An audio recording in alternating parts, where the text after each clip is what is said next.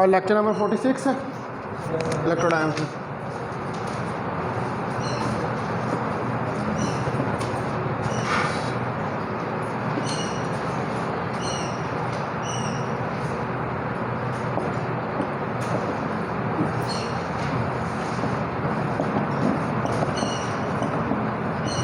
तो प्रीवियस ये जो मैंने सोल्यूशन ऑफ लैप्लास इक्वेशन जो स्टार्ट की हुई है 2 डायमेंशंस के अंदर,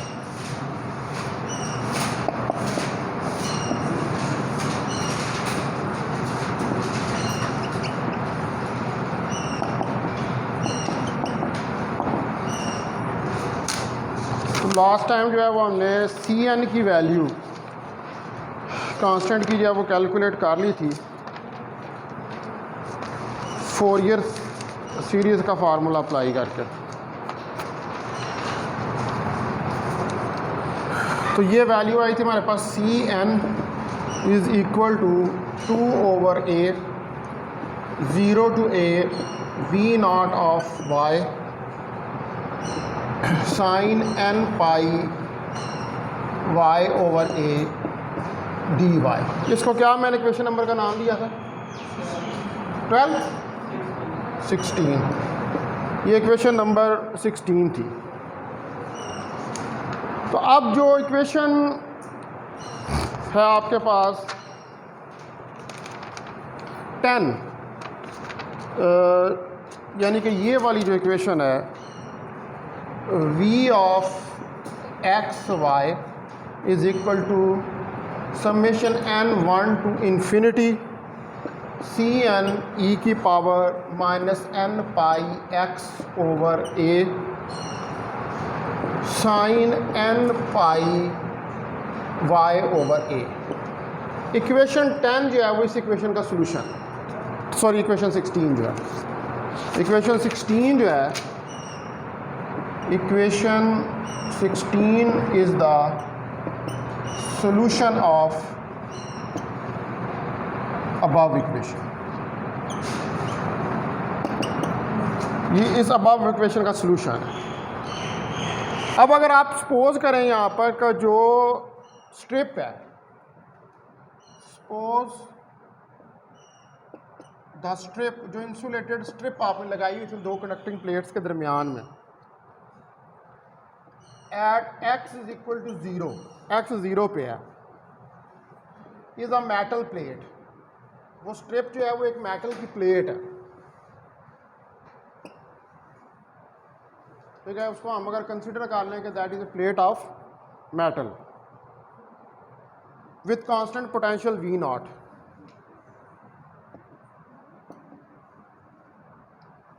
with constant potential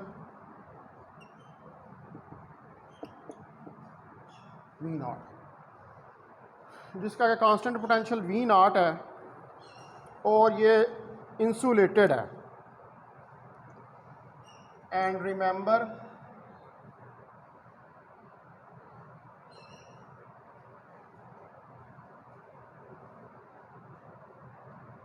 it is insulated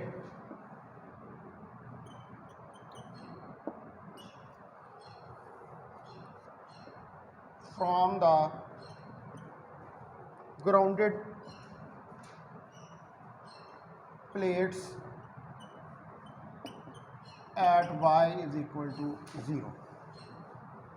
या आपको इसके लिए वो जो फर्स्ट हमने फिगर बनाई थी वो रिकॉल करनी पड़ेगी, और बाउंड्री कंडीशन कि x 0 के ऊपर जो है वो v नॉट ऑफ y आपके पास पोटेंशियल जो है वो आ जाता है। तो ये प्लेट्स एक y 0 के ऊपर and y is equal to a, इसके ऊपर ग्राउंडेड है। तो देन फिर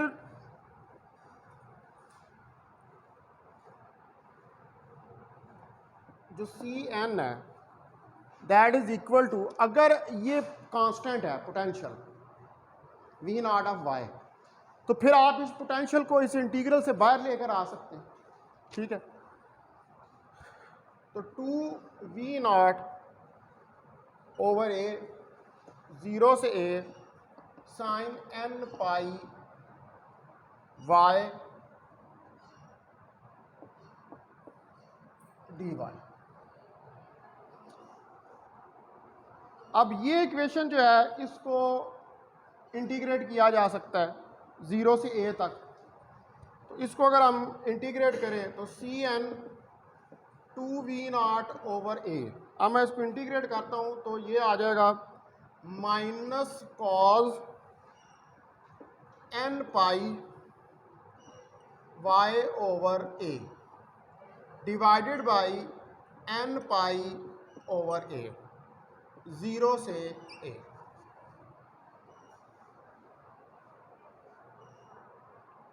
ठीक है, इसकी इंटीग्रेशन कर दी।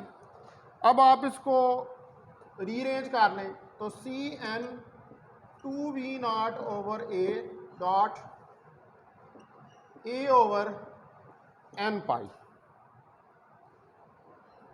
ठीक है, और यहां पर हमारे पास आ जाएगा cos n pi y over a, 0 से a।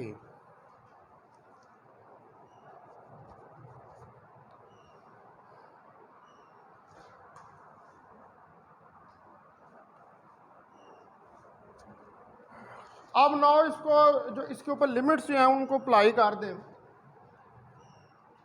तो सी एन जो है वो आ जाएगा, ये ए इस ए से कैंसिल हो जाएगा तो 2v0 over n pi.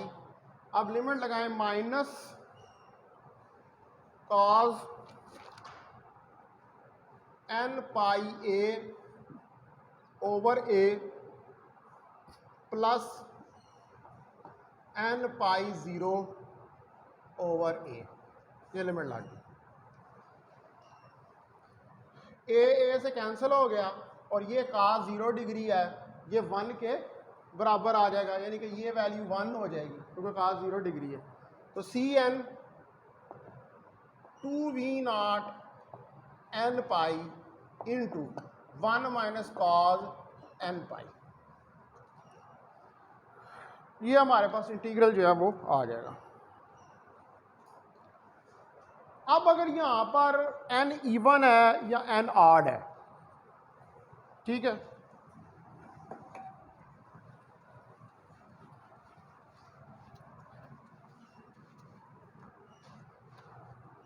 If n is even, अगर n जो है वो इवन है तो इसका मतलब है कि अगर n को 2 के बराबर आप ले लें, इसके अंदर पुट करें तो c2 is equal to 2v0 over 2 pi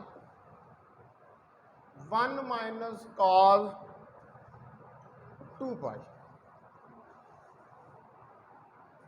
तो cos 2 पाई जो है वो 1 के बराबर होता है, तो c2 2v0 2 pi 1 minus 1 that is equal to 0। यानी कि अगर इवन हो तो फिर cn 0 के बराबर हो जाएगा।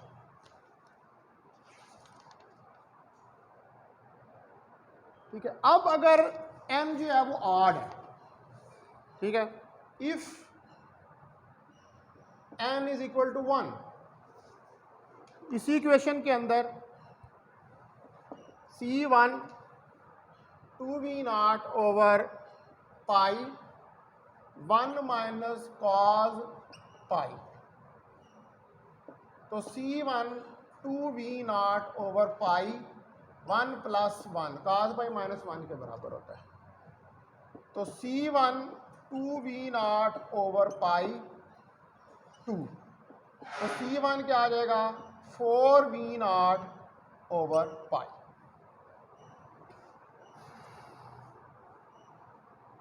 ठीक है, यानी कि अगर आप इसको जनरलाइज करके लिखें तो cn 4v0 ओवर n पाई के बराबर निकल आएगा।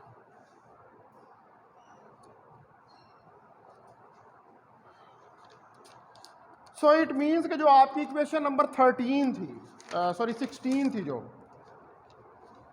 उस इक्वेशन के अंदर जो सी एन है, ठीक है, ये सी एन की वैल्यू हमने कैलकुलेट कर लिया और सी एन की वैल्यू कितनी निकली है 4v0/n पाई। तो अब जो सोल्यूशन है, ठीक है, v of X Y 2D के अंदर जो सोल्यूशन है, अब सी एन की वैल्यू जो है वो निकल आई है, तो वहाँ पर सी एन की वैल्यू सब्स्टिट्यूट कर दें तो 4v0, लेकिन ये सी एन की वैल्यू किसके लिए निकली है, ऑड के लिए निकली है, इवन के लिए नहीं निकली है। तो 4v0/n pi summation n1 2 3 so on e⁻n pi x/a sin n pi y/a।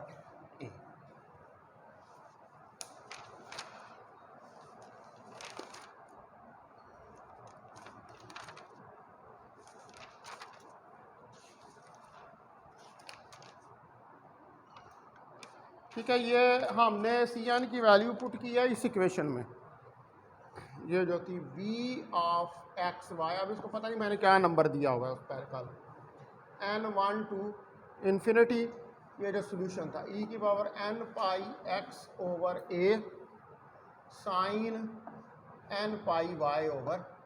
इसके अंदर यहाँ पर ये सी एन की वैल्यू जो है उसको सब्स्टिट्यूट किया।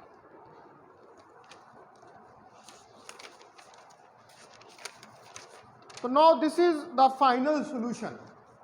तो ये 2D के लिए उन कंडक्टिंग प्लेट्स के लिए जो है वो फाइनल सॉल्यूशन निकल आया। अब अगर आप इस सॉल्यूशन को प्लॉट करना चाहते हैं, अब ऑब्वियसली इसके अंदर जो है वो साइनोसाइडल फंक्शंस जो हैं वो आ रहे हैं, ठीक है। ये साइनोसाइडल फंक्शन और एक्सपोनेंशियल की फॉर्म में आपका सॉल्यूशन जो है वो निकला उन कंडक्टिंग प्लेट्स के लिए। तो अब अगर मैं इसको प्लॉट करूँ,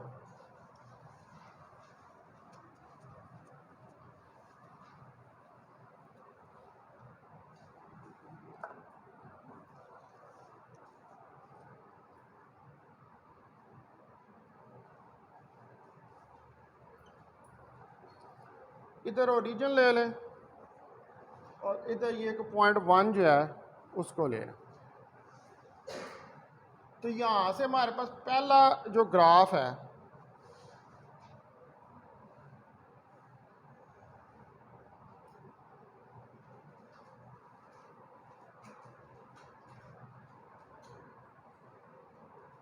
ये कुछ इस तरह का आएगा।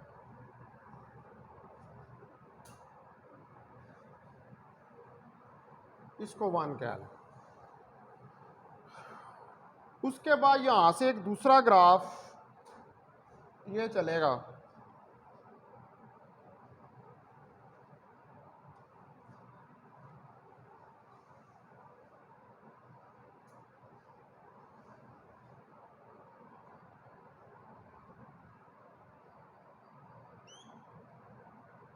इसको भी इसके साथ मिला, ठीक है। उसके बाद एक और ग्राफ आएगा,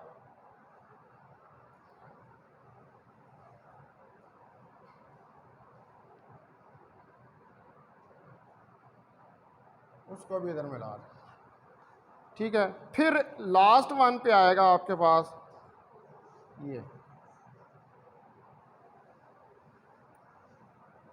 ये वाला ग्राफ, इसके लिए n1 है, इसको आप कह लें कि ये कोई फिगर 2 है आपके पास। ये कर्व A हो गया, ये B हो गया, ये C हो गया और ये वाला D हो गया। तो ये n की मुख्तलिफ वैल्यूज़ के ऊपर जो साइनोसाइडल फंक्शंस हैं उनको प्लॉट किया गया, यानी कि n1 2 3 4 रखकर आप प्लॉट करेंगे तो ये आपके पास इस तरह का कुछ ग्राफ जो है वो बन जाएगा, जिसका कि पीरियाडिक बिहेवियर है। और पीरियाडिक बिहेवियर भी ऐसा है कि कुछ जगहों पर एम्पलीट्यूड इंक्रीज हो रहा है, फिर एम्पलीट्यूड डिक्रीज हो रहा है, फिर उसके बाद जाके एम्पलीट्यूड जो है वो इंक्रीज हो रहा है। तो अब ये फिगर 1 जो है हमारे पास,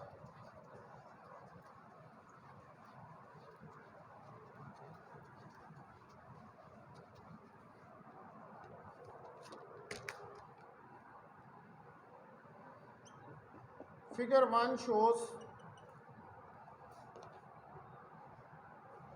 how the first few terms in Fourier series combine to make better and better approximation.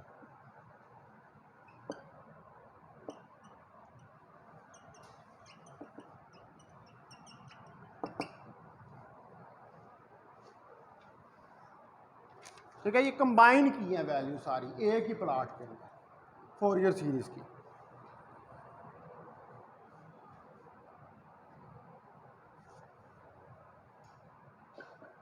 To the constant V not.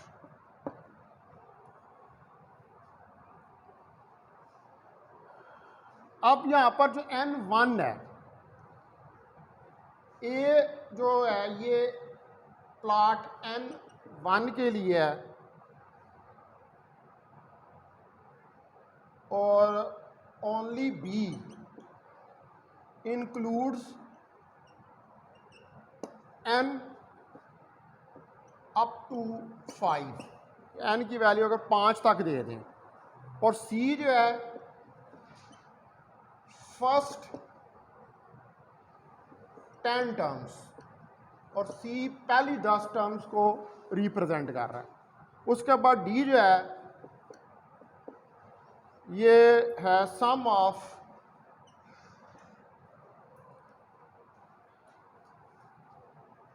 First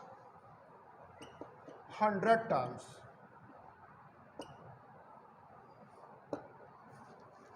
तो अब आप देख लें कि जो डी है इसके अंदर फ्लक्चुएशन ज़्यादा है और थोड़े थोड़े फासले के ऊपर, और बहुत तेज़ी से हो रही है, रैपिडली हो रही है।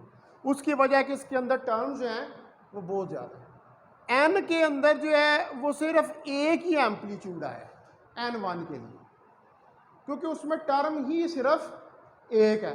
ठीक है, अब जो दूसरा है बी, उसके अंदर आए हैं जो जंप्स हैं, लेकिन उनमें कुछ फासला है, उसकी वजह कि उसके अंदर 5 हैं। फिर उसके बाद तीसरा है, उसमें फिर यानी कि जूं जूं आप टर्म्स बढ़ाते जाएंगे, जो फ्लक्चुएशन है साइनोसाइडल फंक्शन की वो इंक्रीज होती जाएगी। उतनी ज़्यादा जो साइनोसाइडल फंक्शन है उसके अंदर वेरिएशंस बढ़ती, यानी कि एकदम वो बढ़ेगा कम होगा, बढ़ेगा कम होगा, इंक्रीज होगा डिक्रीज होगा, इस तरह का आपके पास पैटर्न जो है वो बन जाएगा। तो जो इनफाइनाइट सीरीज है, infinite series in equation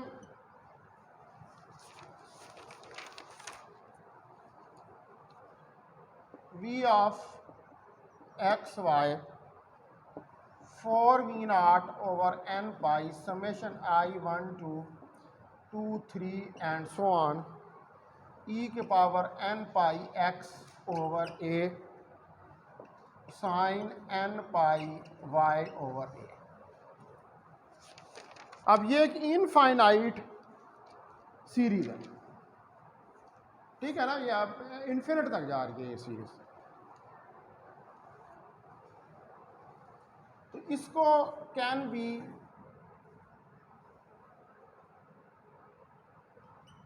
summed up, इसे आप समड अप जो है वो कर सकते हैं इसको, और वो जब इसको समड अप करेंगे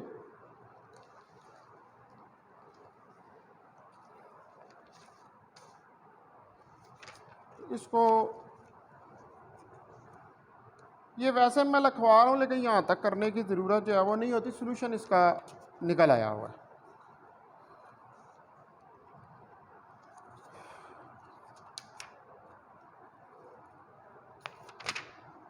तो जब आप इसको सम अप करते हैं तो ये tan की फॉर्म में, यानी कि ये फोरियर सीरीज़ जो है इसको कन्वर्ट करें तो ये हमारे पास इसका आ जाता है v of X Y is equal to 2v0 over pi tan inverse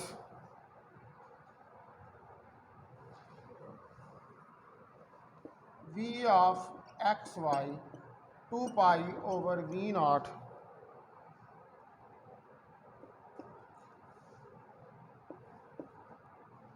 tan inverse sin pi y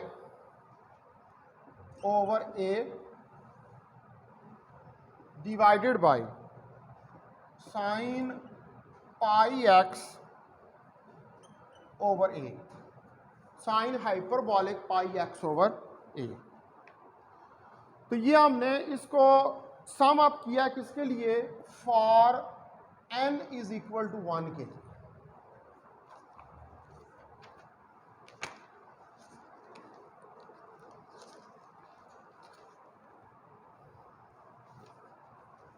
ठीक है, n1 के लिए ये अब मैं इसका नहीं निकाल रहा सोल्यूशन, ठीक है, इसका निकाला जा सकता है, लेकिन उसके लिए फिर हमें फोरियर सीरीज़ के अंदर जाना पड़ेगा। पहले फोरियर सीरीज़ पढ़नी पड़ेगी, उसके अंदर टैन के फंक्शन को कैसे डील करते हैं, कैसे उन्हें हाइपरबॉलिक के अंदर कन्वर्ट करते हैं। आप इसका सोल्यूशन जो है इसको बस इधर तक रखें, ये वैसे मैंने इन्फॉर्मेशन के लिए लिखवा कि फोरियर सीरीज़ के अंदर जाकर हम इसको इस फॉर्म में कन्वर्ट कर सकते हैं, लेकिन उसके लिए फिर फोरियर सीरीज़ का पूरा नॉलेज होना ज़रूरी है कि कैसे आप फोरियर सीरीज़ जो है उसको एक्सपेंड करते हैं।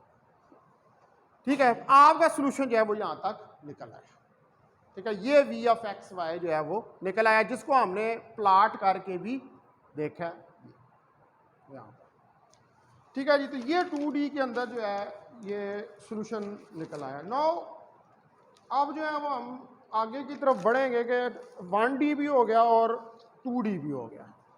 ठीक है, नो मैं जो है वो 3D जो है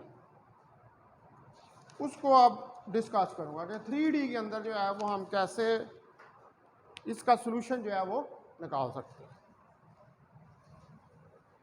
फिर हम स्फेरिकल और सिलेंड्रिकल और कोऑर्डिनेट्स के अंदर भी निकाल के देखेंगे।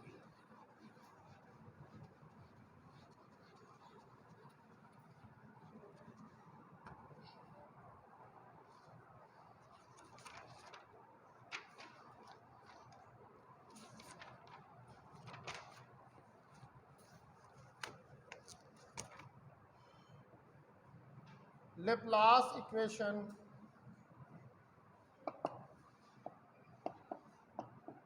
इन 3D। अब जो है वो हमने Laplace इक्वेशन को 3D के अंदर स्टडी करना है। तो 3D के अंदर कुछ प्रॉपर्टीज हैं, इनका ट्रू होना जरूरी है।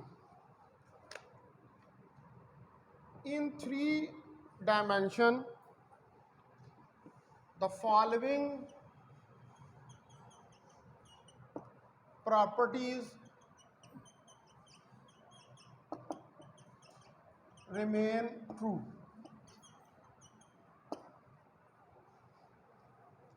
Number 1, the value of v at point R, इस R को आपने बोल्ड कर लेना। ठीक है जी, at point R is the average value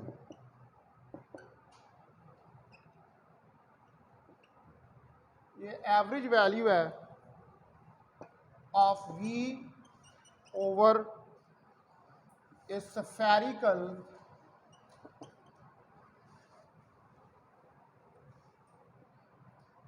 surface of radius R। ठीक है, स्फेरिकल सरफेस है, रेडियस R की, सेंटर्ड एट R। ये R जो है इसको बोल्ड कर लें।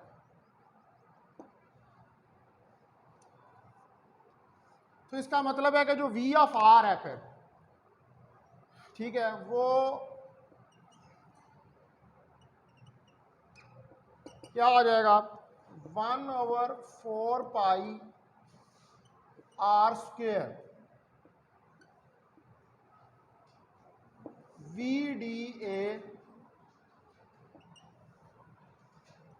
sphere.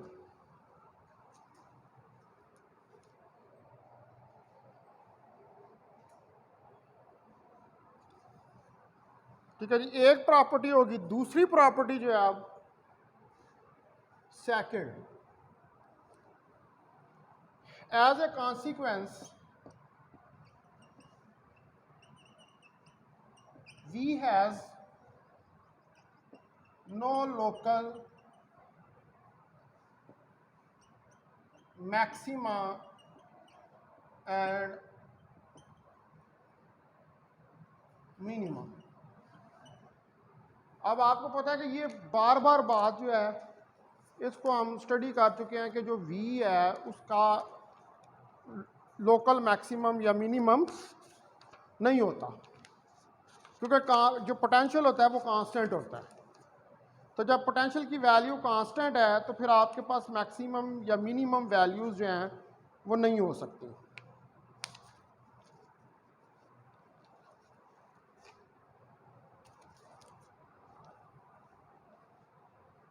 तो जो एक्सट्रीम वैल्यूज हैं V की, तो extreme values of V occurs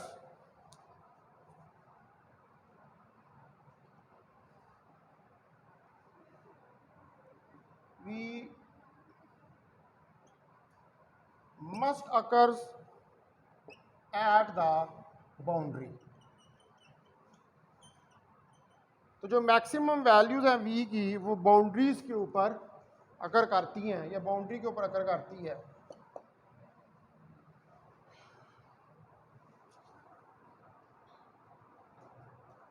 तो अगर आप सपोज करें कि आपके पास कोई लोकल मैक्सिमम हो, वैसे तो होता तो नहीं है, ठीक है, क्योंकि मैक्सिमम वैल्यूज तो बाउंड्री के ऊपर होती हैं। ओवरऑल जितना पोटेंशियल होता है वो सारे का सारा उस सरफेस के ऊपर क्या होता है, कांस्टेंट होता है। लेकिन if we suppose for if we had a local maximum, हमारे पास लोकल मैक्सिमम हो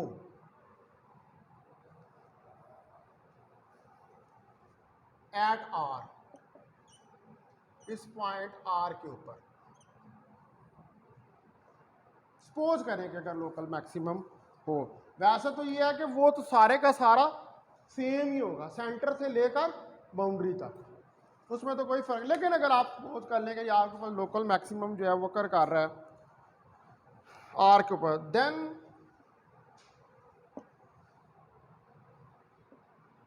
bye the nature of maximum, तो फिर जो नेचर है मैक्सिमम की, we could draw a sphere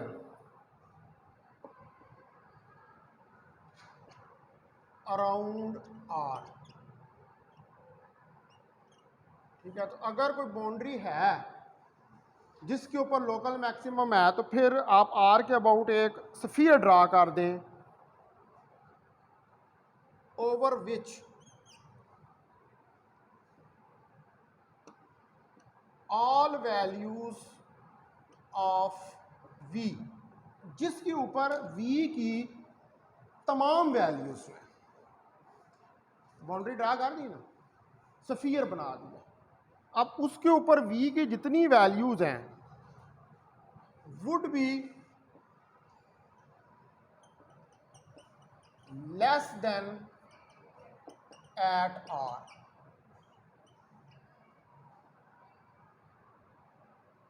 ठीक है जी, तो फिर उनको R से लेस होना चाहिए। समझ आइए बात? वैसे तो नहीं होता इस तरह। देखो ना, पोटेंशियल के केस के अंदर जब लैप्लास इक्वेशन लगाते हैं del square v is equal to 0, तो कोई लोकल मैक्सिमम या मिनिमम वैल्यू नहीं होती है। लेकिन अगर हमने सपोज किया है कि अगर हम सपोज कर लें कि जी हमारे पास मैक्सिमम है वैल्यू, तो फिर जो नेचर है मैक्सिमम की उसमें क्या है कि आपको एक स्फीयर 3D के अंदर ले रहे हैं, तो स्फीयर किस में होता है, 3 डायमेंशंस के अंदर होता है। तो एक स्फीयर जो है वो आप ड्रा कर दें। अब स्फीयर जो ड्रा करेंगे इसके ऊपर जो वैल्यूज हैं वी की जो वैल्यूज हैं would be less than at R. अब आर क्या है, वो पॉइंट है जो सेंटर के ऊपर, उसके मुकाबले में फिर जो वैल्यूज हैं स्फीयर के ऊपर उनको कम होना चाहिए, लेकिन एक्चुअली इस तरह होता नहीं है। सेंटर से लेकर उसकी बाउंड्री तक जो वैल्यूज होती हैं वो सेम, एक ही यूनिक सोल्यूशन जो है वो लैप्लास इक्वेशन का निकल रहा होता है। कोई डिफरेंट सोल्यूशंस जो है वहाँ पर नहीं निकल रहे होते। पूरी सरफेस जो भी उठाएंगे आप उसके ऊपर लैप्लास इक्वेशन का एक ही सोल्यूशन निकलेगा, चाहे उसके ऊपर पोटेंशियल V1 हो, V2 हो, V3 हो। क्या करेंगे, delta V1 0, del square V1 0, del square V2 0, del square V3 0, तो वो उसके अंदर जो है वो कोई वो एक ही जैसा जो है वो सोल्यूशन आपके पास आता है। लेकिन यहाँ पर अगर फर्ज करें अगर ऐसा हो तो फिर ये सूरत हाल जो है वो बन जाएगी, यानी कि आर के मुकाबले में जो वैल्यू है वी की ओवर द सरफेस वो लेस हो जाएगी, कम हो जाएगी। सारी बात आप आर से दूर जाएंगे तो फिर पोटेंशियल जो है वो कम होना शुरू हो जाएगा, ठीक है ना। परे जाते जाएंगे, डिस्टेंस बढ़ता जाएगा तो पोटेंशियल जो है वो कम होना शुरू हो जाएगा। अच्छा, अब इसको ये जो है इसको हम प्रूव करके देखते हैं। पहले मैं इसको प्रूव कर, फिर मैं इसको एक पर्टिकुलर क्लियर केस के लिए इसका सॉल्यूशन निकालूंगा।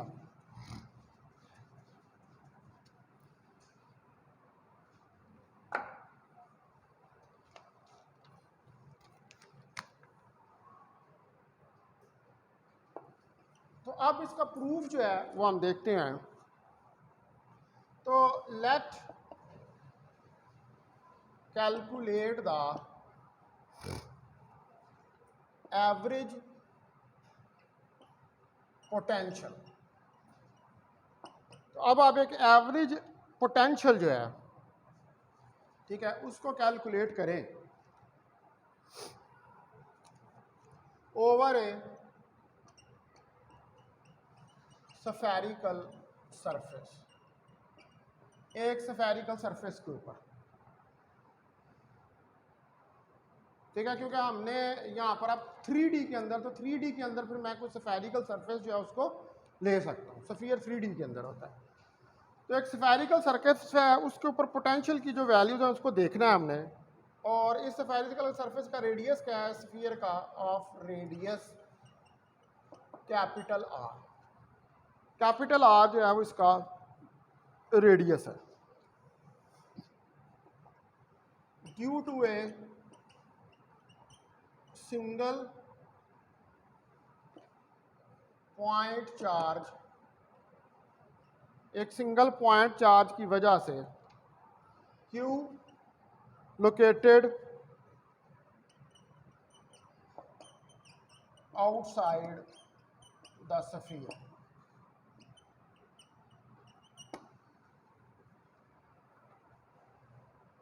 तो अब हमने क्या करना है, एवरेज पोटेंशियल यानी कि टोटल पोटेंशियल कितना है spherical surface of radius R. एक स्फीयर उसकी सरफेस है जिसका रेडियस आर है, और ये पोटेंशियल किसकी वजह से प्रोड्यूस हो रहा है, एक चार्ज Q की वजह से जो कि स्फीयर की सरफेस के आउटसाइड, ठीक है। तो वो एवरेज पोटेंशियल की वैल्यू जो है वो कैलकुलेट करनी है।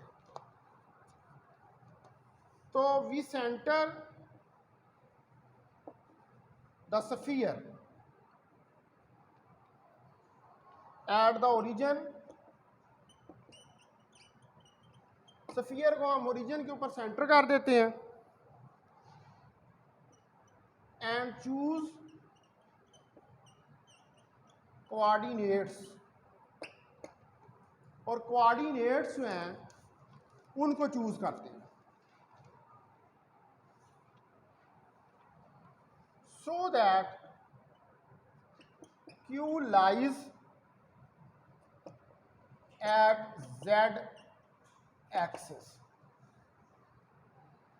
वो इस तरह आप कोऑर्डिनेट्स चूज करें कि Q जो है वो लाई करे किसके ऊपर, Z एक्सिस के ऊपर, ठीक है जी। अब क्या सिस्टम देख लें, एक स्फीयर है रेडियस R का, उस स्फीयर के को हमने सेंटर किया ओरिजिन पर, क्यू को इस तरह चूज किया है कि वो लाई कर रहा है किसके ऊपर, जेड एक्सेस के ऊपर। ठीक है जी, ये पूरी आपकी जो है सिचुएशन है। तो जो पोटेंशियल है, the potential at A point on the surface is V1 over 4 pi epsilon naught Q over R। इसको कोई क्वेश्चन मान गया। तो यही होता है potential due to point charge.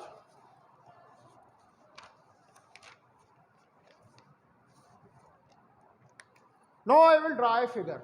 ये जो सिस्टम हमने कंसिडर किया है और इससे जो पोटेंशियल की वैल्यू कैलकुलेट करनी है एवरेज की, तो उसके लिए अब मैं एक फिगर जो है वो ड्रा करता हूँ यहाँ पर। ये देखें हमारे पास y, z और x, ये कोऑर्डिनेट सिस्टम है आपका। ठीक है, ये एक स्फीयर है। ठीक है, यहाँ से इस जगह पर एक एलिमेंट ले लें, इसको कह दें ये डी ए है। इस पॉइंट Z से इस एरिया एलिमेंट को मिला दें तो इधर ये डिस्टेंस R है, यहाँ से यहाँ तक ये डिस्टेंस Z है, ये एंगल थीटा बन रहा है, ये O इसका ओरिजिन है। ये फिगर आपने पहले भी बनाई थी एक एग्जांपल के अंदर। Now I have to apply the law of cosines on it. ठीक है, तो यहाँ पर लॉ ऑफ कोसाइंस लगाना पड़ेगा। तो लॉ ऑफ कोसाइंस से जो हमारे पास आर स्क्वेयर है, ये आर, इसकी वैल्यू निकलेगी Z square plus R square. ये वाला जो है ये आर है, इसका radius, minus 2RZ cos of theta. ये आपको रिमेंबर होगा लॉ ऑफ कोसाइंस। ठीक है जी, याद है ये पीछे एग्जांपल भी की थी इससे रिलेटेड, वही वाला सिस्टम है उस एग्जांपल वाले का। उसमें मेरा ख्याल इलेक्ट्रिक फील्ड शायद फाइंड की थी, तो उसमें भी जो है वो सरफेस के बाहर ही जो है वो चार्ज पड़ा हुआ था। तो यहाँ पर भी सरफेस के बाहर ही चार्ज जो है वो पड़ा। अच्छा, अब यहाँ पर डी ए स्फेरिकल कोऑर्डिनेट्स हैं, तो डी ए जो है इसके अंदर R sine theta, R square sine theta D theta D phi, ये एरिया एलिमेंट आ जाएगा स्फेरिकल कोऑर्डिनेट्स के अंदर। ठीक है, नाउ वी एवरेज। अब वी एवरेज का जो पीछे आपने फार्मूला लिखा था वो क्या था कि 1/4 पाई आर स्क्वेयर। ठीक है, यही फार्मूला लिखा था, 1/4 pi R square sphere V D A. शुरू में मैंने ये फार्मूला राइट डाउन किया। ठीक है जी, अब इस फार्मूले के अंदर आपने v की वैल्यू को सब्स्टिट्यूट करना है और dA की वैल्यू को सब्स्टिट्यूट करना है। तो करके देख लेते हैं।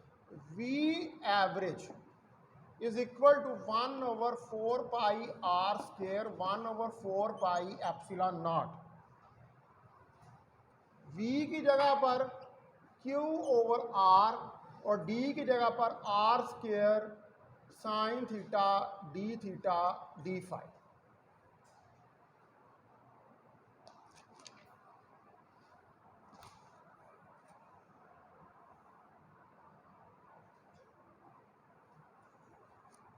ठीक है, इसके बराबर आ जाएगा। नाउ अब इसके अंदर आर की वैल्यू जो है उसको सब्स्टिट्यूट करें, तो V average 1/4 4 pi R square 1/4 pi epsilon naught Q over, ये क्यू भी कांस्टेंट है, इसको भी बाहर निकाल, तो 1 ओवर ये सारा आ जाएगा Z square plus R square minus 2 RZ cos of theta की power 1/2 R square sine theta D phi.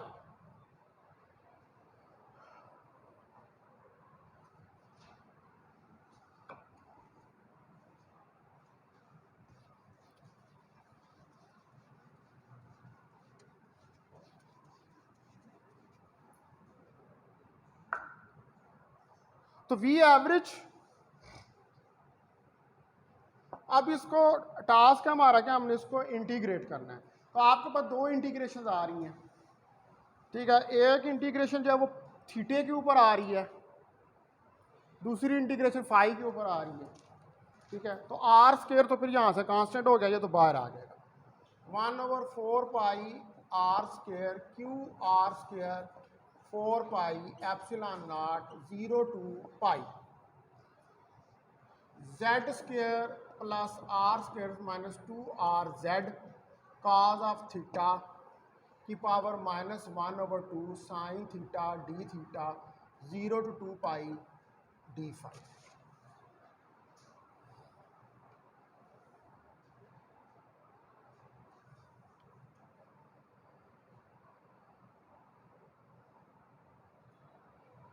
ठीक है, ये आ जाएगा 9।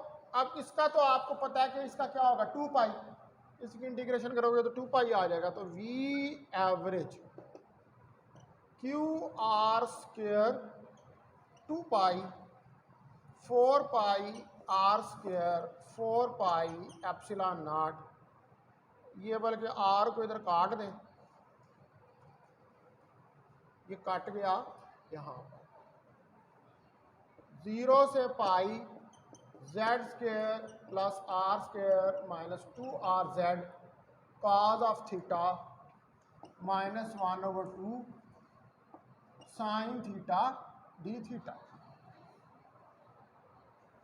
अब मैं ये यहां से इंटीग्रल उठाऊंगा ये वाला, और इसको कह दूंगा कि ये इंटीग्रल आई के बराबर है, और इस इंटीग्रल को सॉल्व करूंगा। आई इज इक्वल टू, इसको आपको इक्वेशन 2 कह देंगे जो पूरी ये वाली। अब आई जो है यहाँ पर 0 से pi Z square plus R square minus 2RZ cos of theta -1/2 sine theta D theta. अब इसको क्या करना है इंटीग्रेट, तो इंटीग्रेट करने के लिए इस पूरी को t के बराबर लेंगे, ये सारा जो है। तो t is equal to Z square plus R square minus 2RZ cos of theta. तो t dt क्या आ जाएगा -2RZ sign of theta plus हो जाएगा cos थीटा का minus sign theta D theta. तो इसका मतलब है कि sign theta D theta 1/2RZ dt के बराबर आ जाएगा।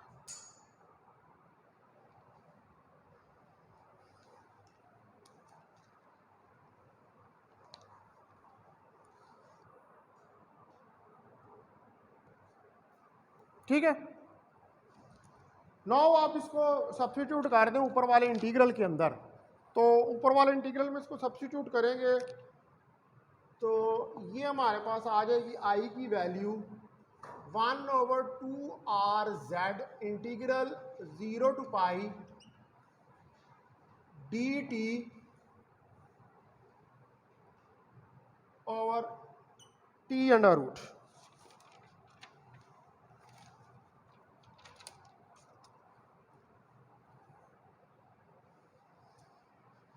ठीक है, ये वैल्यू आ जाएगी।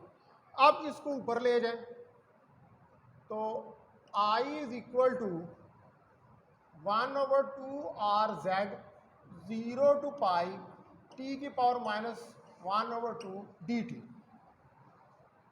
ये वैल्यू आ जाएगी। अब इसको इंटीग्रेट कर दें, तो इंटीग्रेट करेंगे तो यह आ जाएगा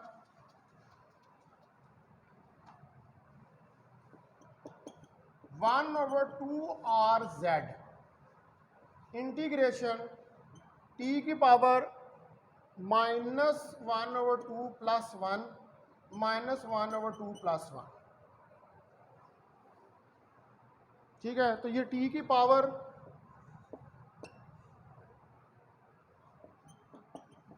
1/2 RZ टी की पावर 1/2 और डिवाइडेड बाय 1/2।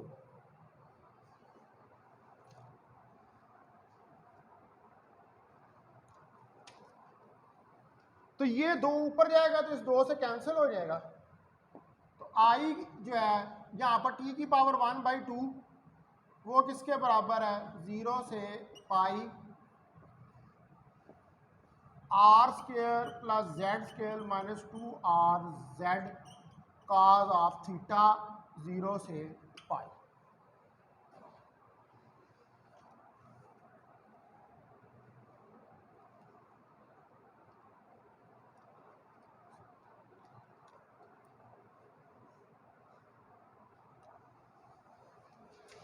ठीक है, अब मेरे पास ये वैल्यू जो है वो निकल आई है, यहाँ पर साथ क्या आएगा आर जेड। अब ये वैल्यू जो है मेरी आई की निकली है, इसको उठा के मैं इधर इस इक्वेशन नंबर 2 के अंदर सब्स्टिट्यूट कर देता हूँ।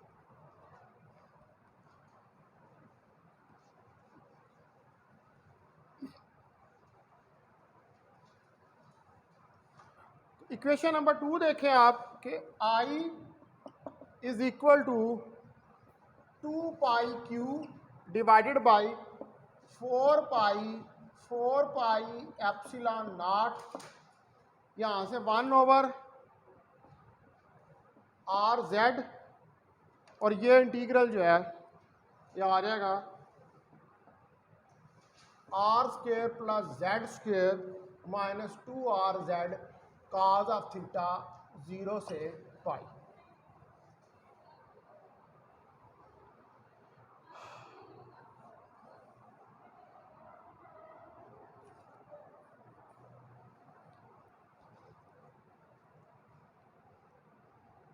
ये पाई इस पाई से कैंसिल हो गया, ठीक है।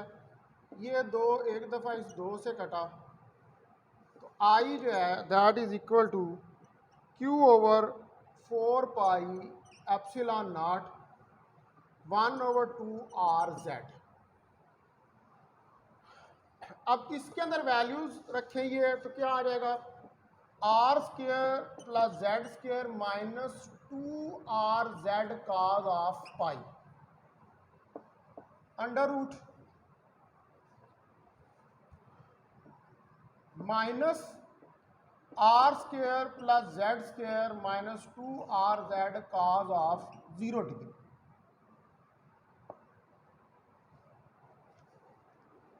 ठीक है, तो इसमें काज पाई किसके बराबर होगा, -1 के और काज 0 1 के।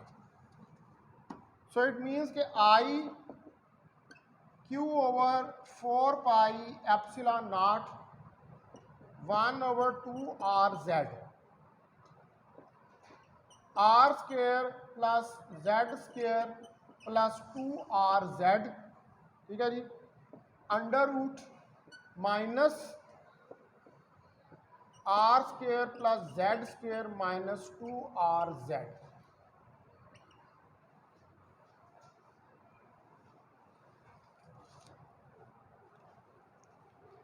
तो ये आ जाएगा I is equal to Q over 4 pi epsilon naught 1/2 RZ। ये अब बन जाएगा आर प्लस जेड का स्क्वेयर और ये बन जाएगा r माइनस जेड का स्क्वायर।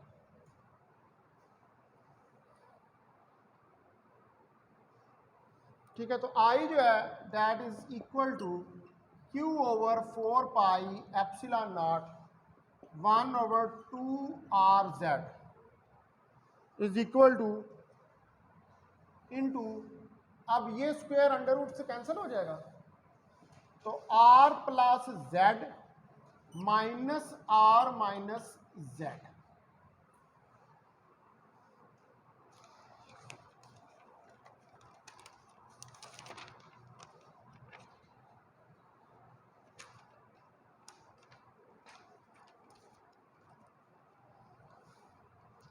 अब इसको ओपन कर लें,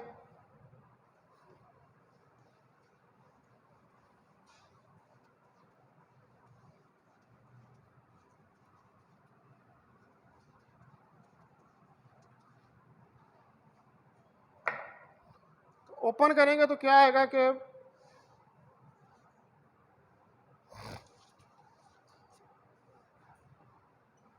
वी एवरेज, इधर मैं आई लिख रहा हूं इसको, इसने वी एवरेज आने से,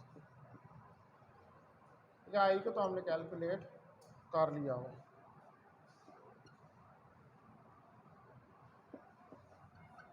ये वी एवरेज लिखना।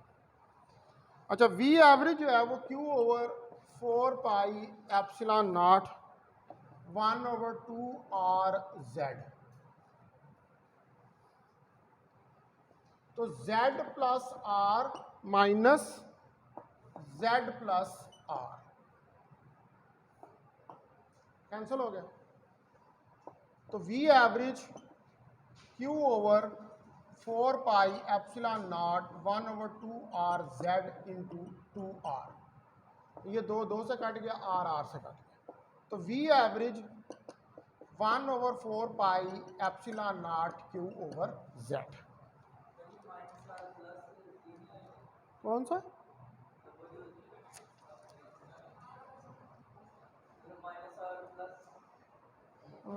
एक मिनट,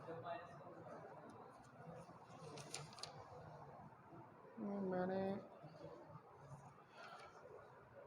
हाँ, एक मिनट, इसको जो है ना यहाँ पर, सॉरी, इसको लिखना आपने z माइनस आर का स्क्वायर।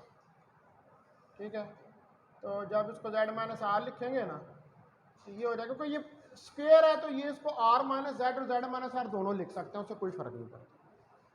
ठीक है, तो अब करोगे तो आप ठीक हो जाएगा। ठीक है,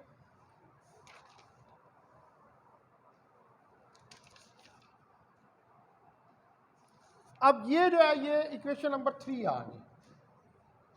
दिस इज द पोटेंशियल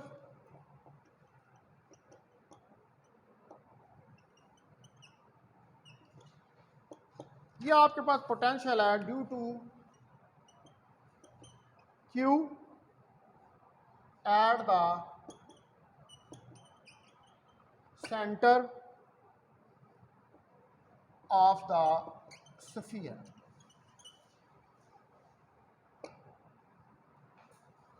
ये सेंटर ऑफ द स्फीयर के ऊपर पोटेंशियल निकला है, और ये पोटेंशियल किसके ऊपर डिपेंड कर रहा है? जेड के ऊपर, और ये पूरी के ऊपर जो है वो एक जैसा ही होगा सरफेस के ऊपर। तो बाय द सुपरपोजिशन प्रिंसिपल, तो अगर आप सुपरपोजिशन प्रिंसिपल जो है उसको अप्लाई करें, the same goes for the collection of the charges.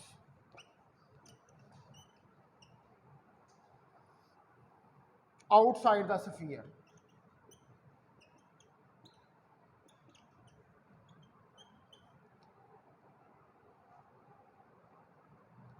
So their average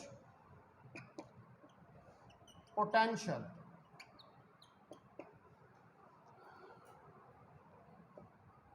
over the sphere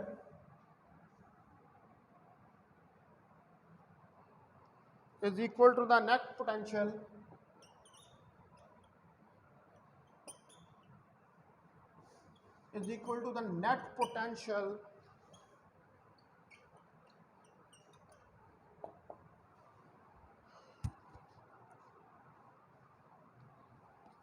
at the center.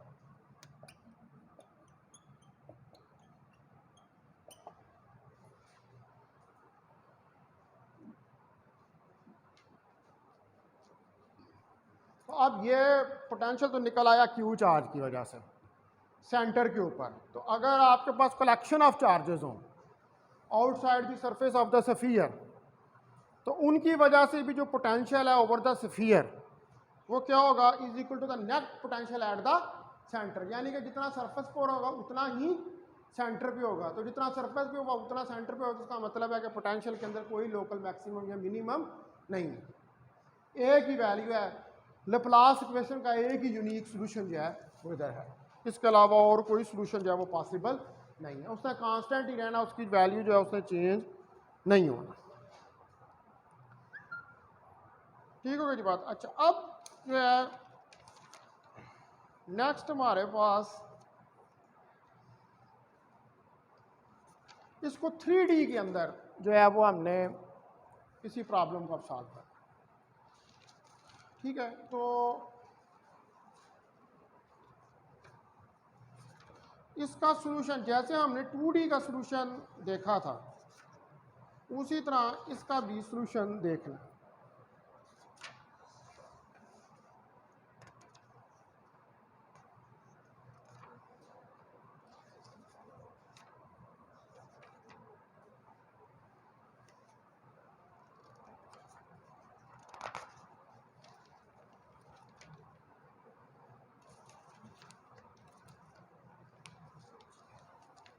अच्छा, अब ये जो हम सॉल्यूशन करेंगे इसका यहाँ पर, यानी कि जो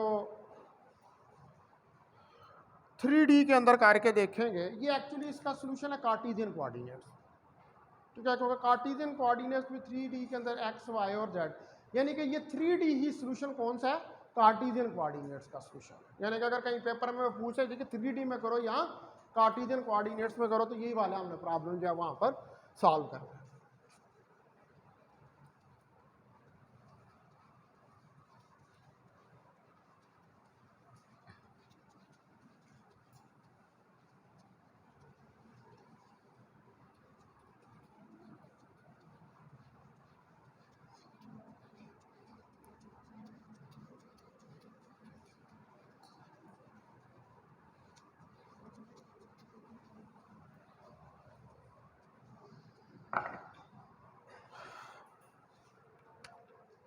अब देखना है हमने solution of Laplace equation in 3D। You stand up, come forward, आपको नहीं कह रहे इसको करो, उठो, इधर आ गया। इसके बाद का फिर बाहर का रास्ता कम है।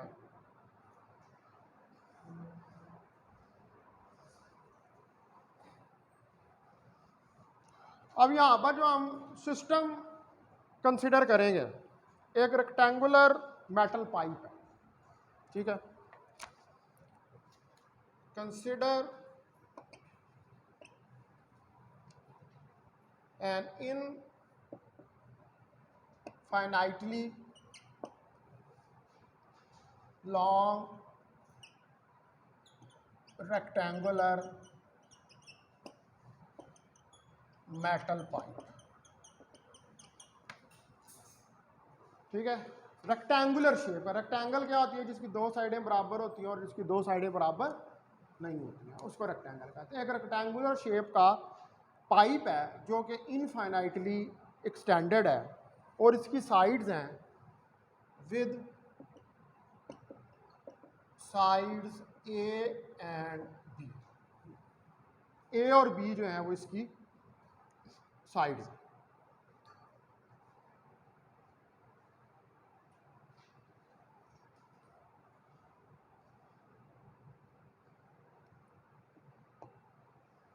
ग्राउंडेड, और ये साइड जो है इनको ग्राउंड किया गया है,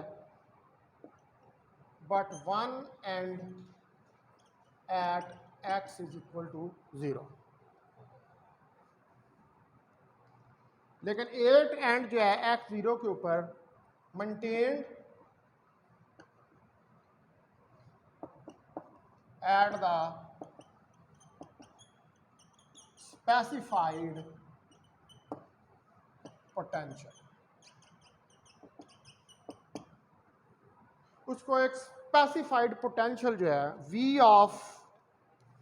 v naught of y z के ऊपर रखा गया, क्योंकि x को 0 कर दिया, एज शोन इन फिगर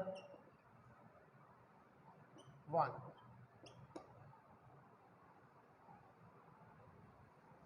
अब हमने यहां पर करना क्या है, इस पाइप के अंदर पोटेंशियल को फाइंड करना है। ये जो कॉन्फ़िगरेशन है, इसमें पाइप को के अंदर पोटेंशियल को फाइंड करना है। We have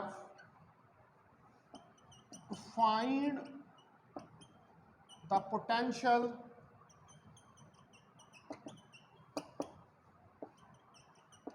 inside the pipe.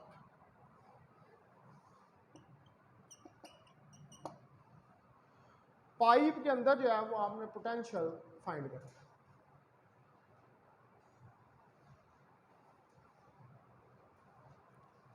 तो अब पहले फिगर बना लेते हैं, फिर उसके बाद इसको सॉल्व करते हैं इस प्रॉब्लम को। तो आप देखें कि ये हमारे पास 3 डायमेंशंस हैं, x, y और z।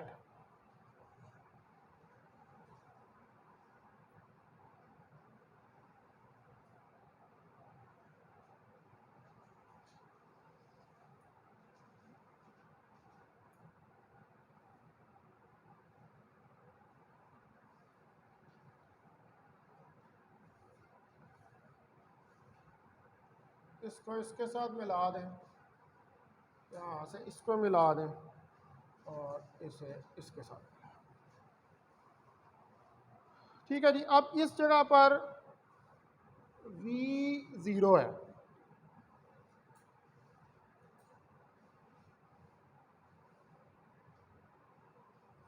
यहाँ पर भी v 0 है। इस जगह पर जो है, यहाँ पर जो पोटेंशियल दिया हुआ है वो v naught of y comma z जो है वो दिया हुआ है। ये फिगर 1। तो अब यहाँ आपसे क्लियरली नज़र आ रहा है कि ये एक 3 डायमेंशनल प्रॉब्लम है। ठीक है जी, तीनों डायमेंशंस के अंदर तीसरी ये भी कवर्ड है, ये भी कवर्ड है, ये भी कवर्ड है पाइप के साथ, तो 3D के अंदर हो गया।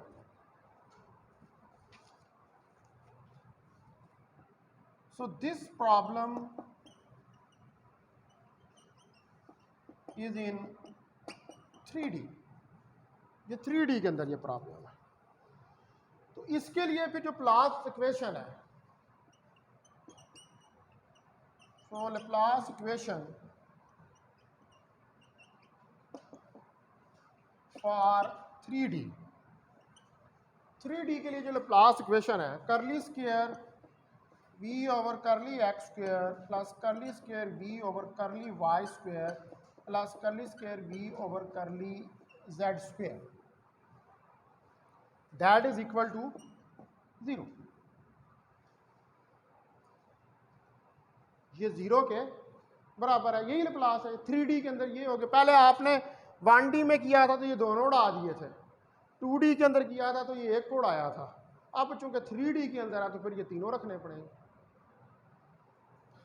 ये तीनों जो है इनसे सॉल्व करना पड़ेगा इसको। अब यहाँ पर जो बाउंड्री कंडीशंस हैं, ठीक है, ये इक्वेशन 1 जो है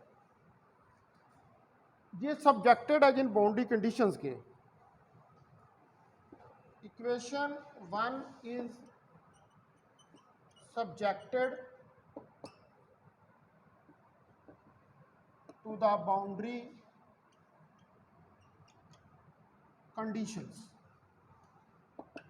तो ये जो सब्जेक्टेड है जिन बाउंड्री कंडीशंस को, number 1, v is equal to 0 when y is equal to 0। Potential 0 है, y 0, बाउंड्री कंडीशन है, खुद से स्पेसिफाइड की गई है। अगर v 0 है, जब y 0 है तो v 0 है। ठीक है, पहली बाउंड्री कंडीशन। दूसरे नंबर पे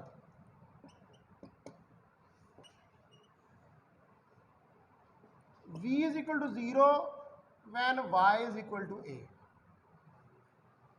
v 0 है जब y a के बराबर है। एक साइड जो है इसकी, दो साइड हमने कहा ना a और b, तो जिसकी एक साइड है ये वाला ना, ये वाला, ये a है इसकी साइड, और जो ये वाली है ये इसकी b साइड है। तो एक साइड के ऊपर when y is equal to a, तो v जो है वो 0 के बराबर होगा। उसके बाद तीसरी कंडीशन है v is equal to 0 when z is equal to 0। v 0 के बराबर है जब z 0 है। उसके बाद चौथी है v is equal to 0 when z is equal to b। v 0 के बराबर है जब z b के बराबर है। नाउ फिफ्थ जो है v goes to 0 as x goes to infinity।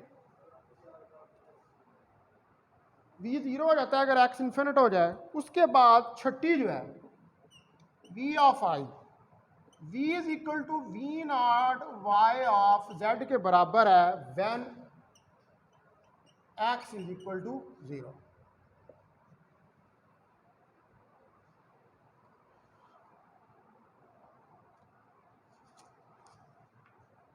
तो ये आपके पास दो बाउंड्री कंडीशंस हैं। ये पूरा सेट जो है इसको इक्वेशन 2 कह लें।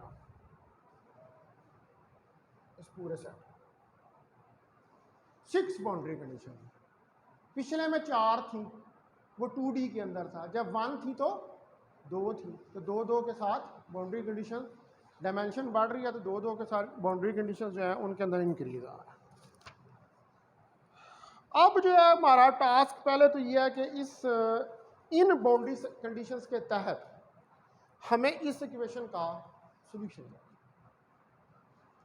तो वही टेक्निक यूज की जाएगी यहाँ पर, कौन सी? सेपरेशन ऑफ वेरिएबल्स वाली। वो उसी तरह सेपरेशन ऑफ वेरिएबल, वहाँ पर आपने 2 इक्वेशंस बनाई थी, यहाँ पर 3 इक्वेशंस बनाएंगे। आपके पास 3 सॉल्यूशंस निकलेंगे। पिछले में 2 निकले थे, पहले वाले में 1 निकला था। ठीक है, इधर 3 सॉल्यूशंस जो है, तो वही सेपरेशन ऑफ वेरिएबल्स जो है उसके तहत v x y z is equal to x of x, y of y, z of z by technique of separation of variables।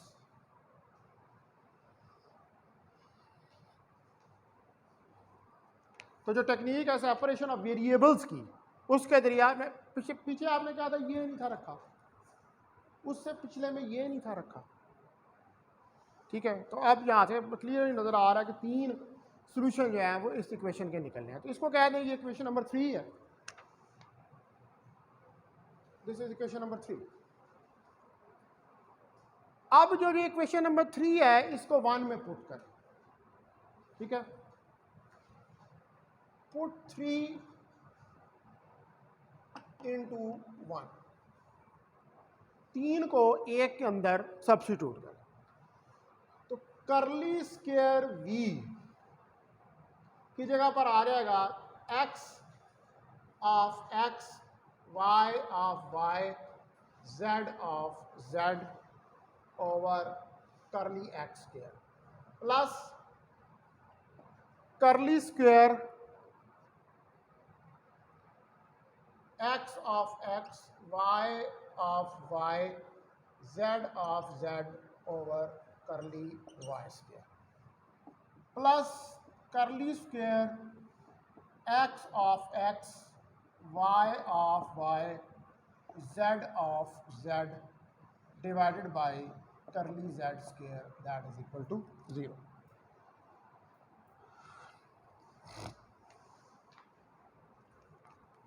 अच्छा, इसको हम यहाँ पर फुल डेरिवेटिव के अंदर भी कन्वर्ट कर सकते हैं इस इक्वेशन को। ठीक है, तो मैं इसको फुल डेरिवेटिव में इस इक्वेशन को ले जाता हूँ।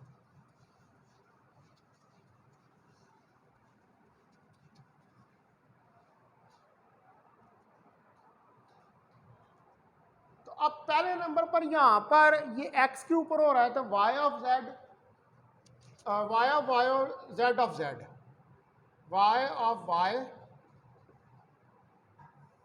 z of z, d square x over D X square,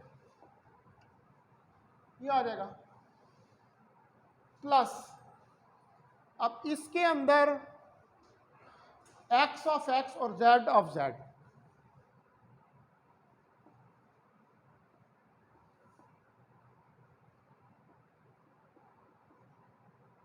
D square y over D Y square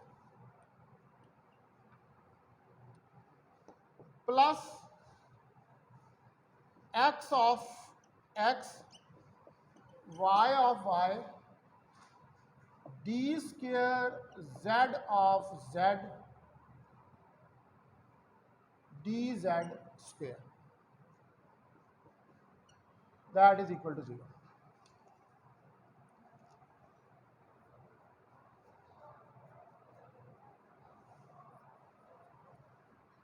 अब ये जो इक्वेशन है इसको क्या है, आप इक्वेशन नंबर 4, इस इक्वेशन को x y z से डिवाइड करें, divide 4 by x y z, 4 को x y z से डिवाइड करते हैं, तो y z x y z D square x और D X square plus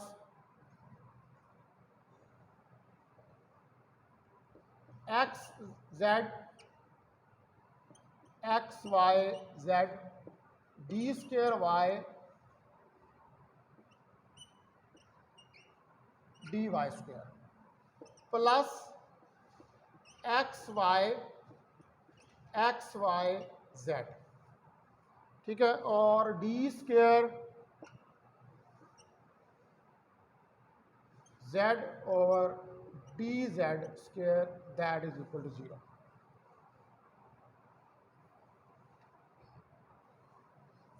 now ये कट गया,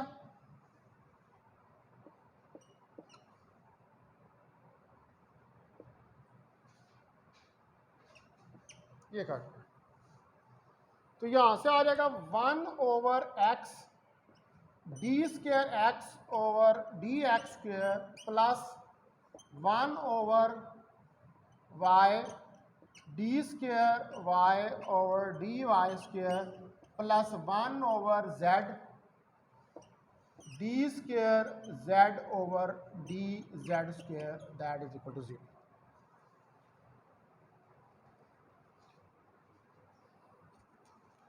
ठीक है जी, यहां तक बात क्लियर। ये इक्वेशन आ गया। अब इस इक्वेशन को आप इस फॉर्म में भी लिख सकते हैं,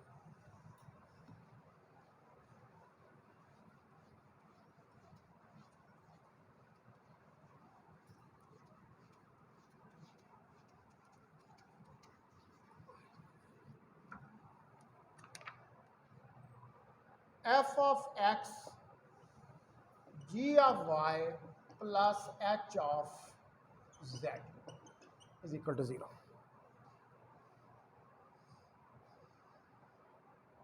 इसको इक्वेशन 5 क्या है, ठीक है, इसे इक्वेशन 6 क्या है। तो यहां पर एफ ऑफ एक्स जो है वो बराबर है 1/x D square X over D X square के F of G of Y बराबर है 1/y D square Y D Y square के और एच ऑफ जेड बराबर है D square Z over D Z square के 1/z।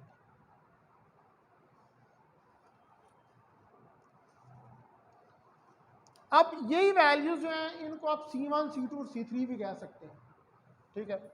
ये C1 हो जाएगा 1/x D square X over D X square,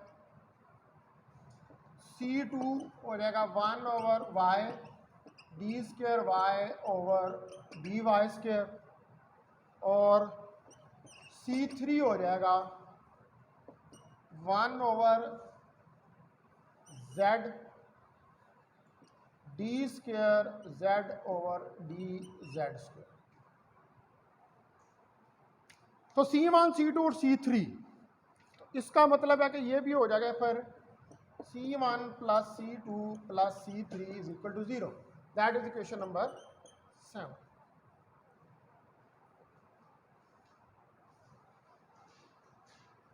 ये इक्वेशन नंबर 7 जो है वो हो जाएगी। अब C1 plus C2 plus C3 is equal to 0, तो दो नेगेटिव चाहिए एक पॉजिटिव चाहिए,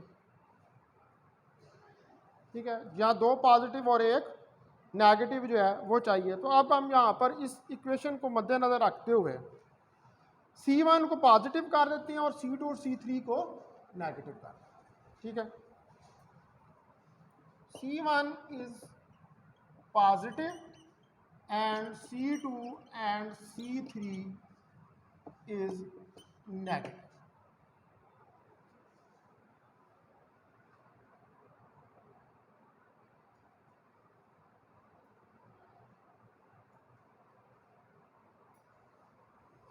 ठीक है जी। तो इसका मतलब है कि अब यहाँ पर जो वैल्यूज हम देंगे, set C2 is equal to minus K square, C3 को सेट करें माइनस एल स्क्वायर और C1 को सेट करें K square plus L square.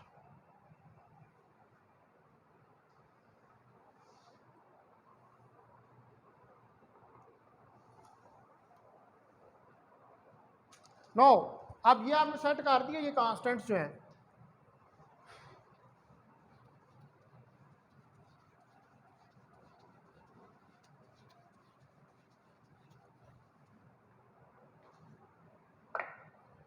तो ये अब इक्वेशन इन कांस्टेंट से जो बन जाएंगी ये वाली है,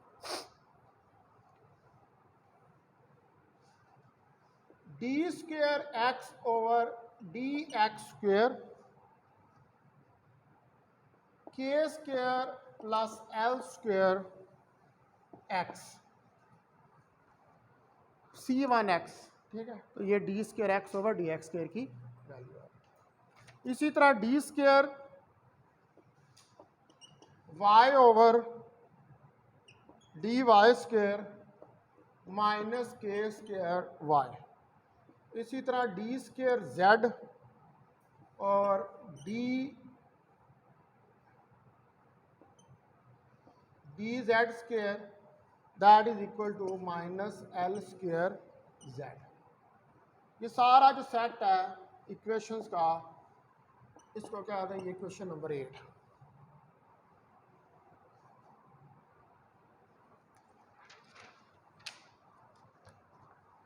अब आपके पास ये जो सेपरेशन ऑफ वेरिएबल्स हैं, इनसे फिर आपके पास पार्शियल डिफरेंशियल इक्वेशंस जो हैं वो निकल आएंगे, ठीक है।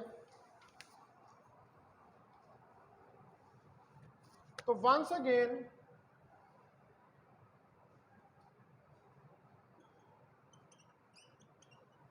एक दफा फिर जो है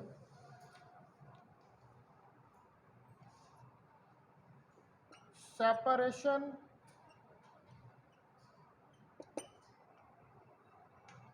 of variables has turned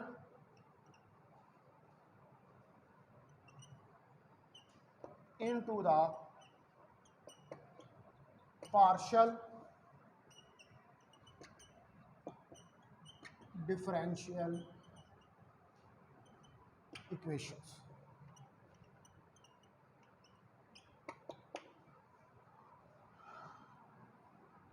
तो अब इन इक्वेशंस के हमें सॉल्यूशंस जो हैं वो चाहिए।